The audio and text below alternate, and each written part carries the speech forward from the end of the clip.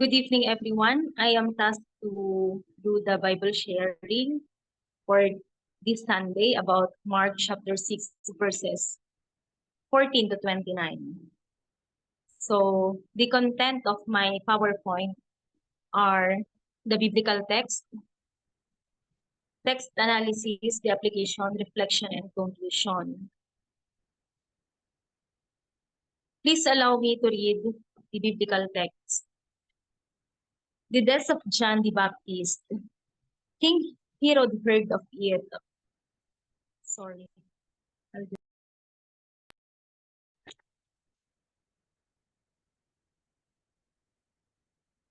King Herod heard of it, for Jesus, a name had become known. Some said, John the Baptizer has been raised from the dead. That is why these powers are at work in him. But others said, it is Elijah. And others said, it is a prophet, like one of the prophets of old. But when Herod heard of it, he said, John, whom I beheaded, has been raised. For Herod had sent and seized John and bound him in prison for the sake of Herodias, his brother Philip's wife, because he had married her. For John said to Herod, it is not lawful for you to have your brother's wife. And Herodias had a grudge against him and wanted to kill him. But she could not, for Herod feared John, knowing that he was a righteous and holy man, and kept him safe. When he heard him, he was much perplexed, and yet he heard him gladly. But an opportunity came when Herod on his birthday gave a banquet for his courtiers and officers and leading men of Galilee. For when Herodias' daughter came in and danced, she pleased Herod and his guests. And king said to the girl, ask me for whatever you wish, and I will grant it. And he vowed to her, whatever you ask me, I will give you, even half of my kingdom. And she went out and said to her mother, what shall I ask? And she said, the head of John the Baptizer. And she came in immediately with haste to the king and asked, saying, I want you to give me at once the head of John the Baptist on a platter. And the king was exceedingly sorry, but because of his oath and his guest, he did not want to break his word to her. And immediately the king sent a soldier of the guard and gave orders to bring his head. He went and beheaded him in the prison, and brought his head on a platter, and gave it to the girl, and the girl gave it to her mother. When his disciples heard of it, they came and took his body and laid it in a tomb. The word of the Lord.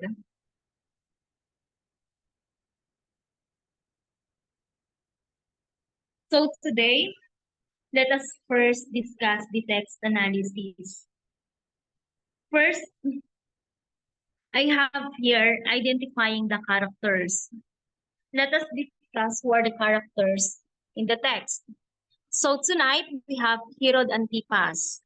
Herod Antipas, he is a tetrarch of Galilee and Perea during 4 BCE and 39 CE. He is the son of Herod the Great.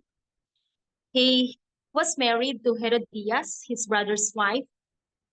He is the one who ordered the execution of John the Baptist, mentioned in the Gospel of Luke. Exiled to Gaul after conflicts with Rome, and known for the involvement in biblical events and early Christianity. The second one is Herodias. Herodias is a prominent historical figure known for her involvement in biblical events during the time of Jesus Christ. He is a daughter of Aristobulus IV and Berenice, making her a member of the Herodian dynasty.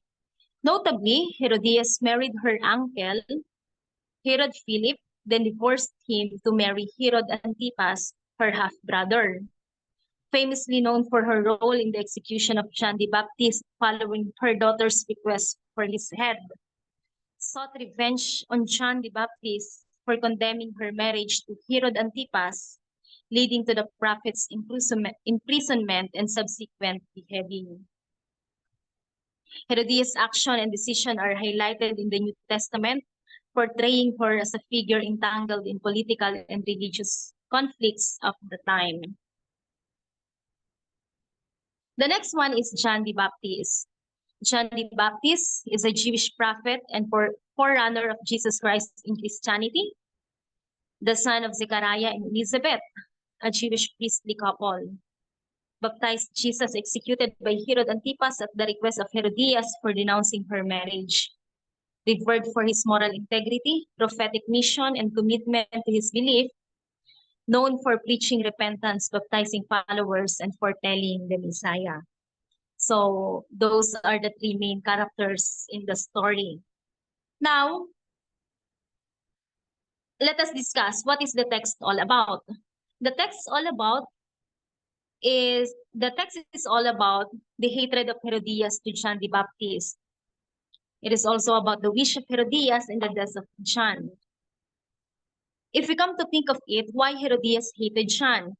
It is because of the humiliation brought by John, condemnation. Why John was condemning them? It is because of the morality they are committing.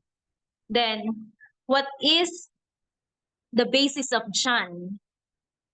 It is the Jewish law, the Talmud, or Mosaic law, the law of Moses. So there are two laws that are being portrayed here, being the basis of John's condemning the marriage of Herod and Herodes. Now let us discuss this one. Our memory verse is all about Mark chapter 6, verse 18.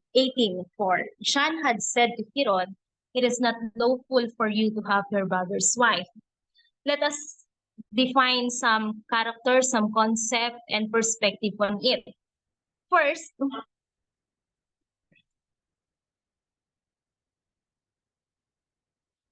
what is John's point of view? And what is Herodias' point of view? We have to know that John is a messenger of repentance. And we have discussed, or I just mentioned about Mosaic law and Talmud. So first, what is the Mosaic law? It is the law given to Moses on Mount Sinai.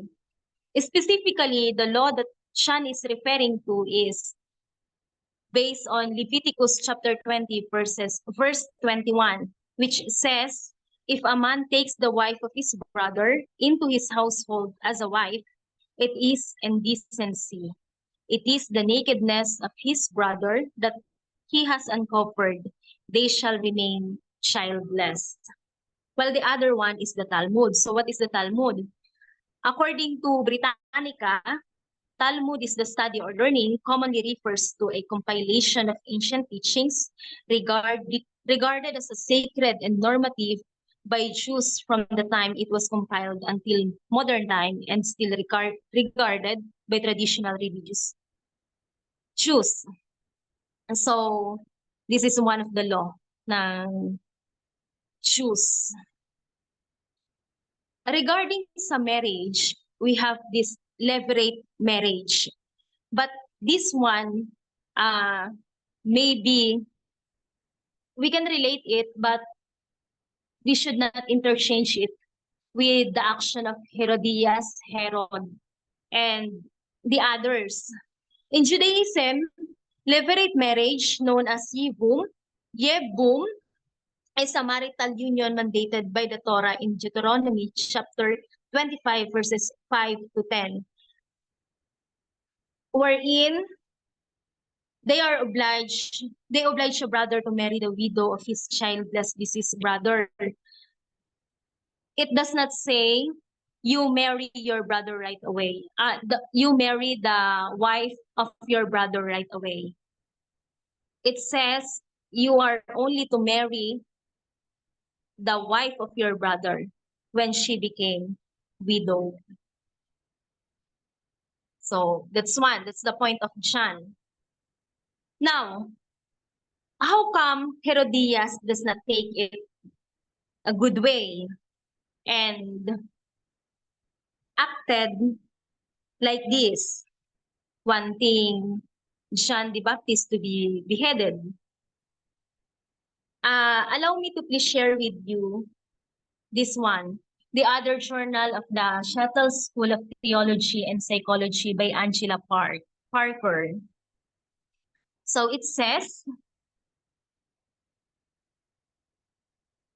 many interpreters note that, in a colloquial sense, Herodias had it in for John the Baptist. They interpret verse 19 concretely and without much additional thought. Herodias had a grudge against him and wanted to kill him. But that interpretation does not adequately convey Herodias' experience as a woman within the unjust system of imperial society. Given her identity within imperial society, I understand Herodias' understanding as a woman to be related to her anger. She has no control over her body nor her daughter's body. As a woman without control, who lives in an oppressive system, she must take control when she can. Thus, opposing the fear that her husband has evidence within the text, by tracing the impact of Herod's fear on Herodias' anger, I can begin to understand her actions differently. My reading, rather than blaming Herodias for her anger, allows me, as a womanist reader, to understand her anger. Herodias is a figure who holds violence within her body. The Markan narrative paints a picture of a woman who was easily moved from one man to another. Herodias, as with other women in the Roman imperial age, likely lacked agency in deciding whom she was to marry, as the easy transfer of women was one way men secured positions and privilege in the Roman imperial world. How should a woman cope with being a piece of property that she could be transferred from one man to another? How could a woman navigate such a world? Moreover, Herodias was not able to secure a place for herself within this patriarchal society because she did not bear any sons. Attentive interpreters of the text will consider that Herodias embodies an emotion of helplessness that is transformed into violent anger because her husband has the power to cast her aside. It is only through care, subtlety, and finesse that Herodias is able to accomplish anything during her time in the royal court. But John the Baptist seems ignorant of these realities as he focuses only on matters of marital fidelity and seems inattentive to the cunning skills required of Herodias if she is to navigate a dangerous environment. So that is according to Angela Parker. She has another point of view. Why Herodias acted that way? Why Herodias felt that way? So she says, Angela Parker says, as a womanist reader, she wanted to understand Herodias this way. So I think it is good reference also na we can talk about.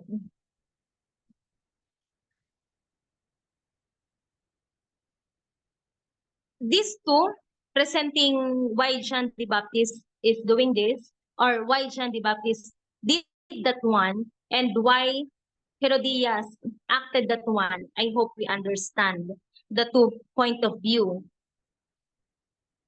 Now, let us go to the application.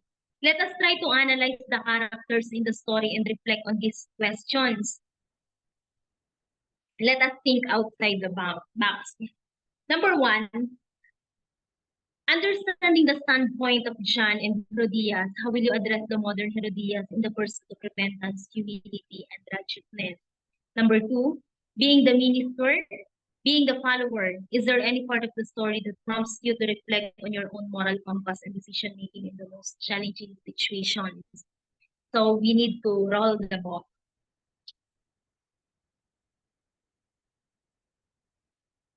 So please, so for our reflection and conclusion, today there are still Herod who fears God, silently listening but does not completely living a Christian life. As we have discussed earlier, sinasabi natin na si Herod, nagawa niya rin yon because of his palabra de honor. So kung sana yung takot niya sa Diyos, no, at sana yung simpleng pakikinig niya kay John the Baptist, kahit secretly na pinaniniwalaan niya si John the Baptist ay na naging mas powerful pa yon para ma-overcome niya yung hiya niya na alisin na lang or na bawiin yung pangako niya dun sa anak ni Herodias na si Salome.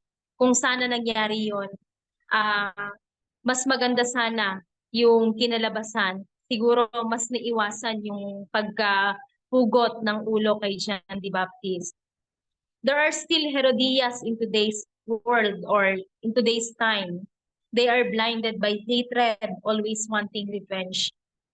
Kung sana lang din si Herodias, mas in-embrace niya yung katotohanan na sinasabi ni John the Baptist, siguro hindi siya nag-come up sa desisyon na ipapatay si John the Baptist. Kung sana mas natutulang siya na intindihin kung ano yung sinasabi ng kasulatan, lalo na sila ni Herod ay nandun sa kataasan ng society nila. Sila yung isa sana sa mga tinitingala kasi sila yung mga ruler sila yung nagli-lead sana. Kung ganun lang sana yung ginawa nila, especially ni Herodias na what if I try to listen to John the Baptist? What if I try to reflect kung ano ba yung sinasabi niya? Siguro hindi yun yung nangyari. Next is all of us are being challenged to be more like John in proclaiming repentance. But then, upright proclamation of truth is always challenging. It sometimes costs life.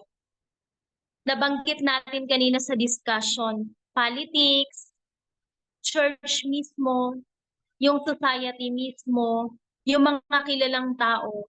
Minsan, kapag pipitik natin yung ego nila, kapag natatouch natin yung ego nila, kapag yung pride nila, napipitik natin, nasasaling natin yung pride nila, nagkakaroon tayo ng hindi magandang resulta ng pag-uusap. Dahil sa katotohanan na sinasabi natin, yung upright proclamation natin na ganito dapat yung gawin natin, ganito yung kautusan ng Diyos, ito dapat yung gawin mo bilang ano, ganito, ganyan, ganyan. Nagkakaroon tayo ng problema at nagiging challenge yun. At yung sinasabi ng iba, namatay si John the Baptist dahil sa katotohanan na pinoproclaim niya. Namatay si John the Baptist kasi ipinaglaban niya yung katarungan na alam niya na sana hindi ganito, na sana hindi ganon. So, yun yung challenge sa atin na patuloy na nararanasan natin from the past and still dito sa present nararanasan natin. So, what is our task? Our task is to always seek God's provision. Ano ba yung ano ba yung gagawin ng isang tao na patuloy na nagpo-proclaim ng katotohanan? Minsan din nabubulagan tayo sa mga reaksyon natin sa buhay. Pero ano yung dapat natin gawin? Wisdom, yung guidance sa atin ng Panginoon, yung provision ng Panginoon, yun yung dapat mas mangibabaw din sa atin.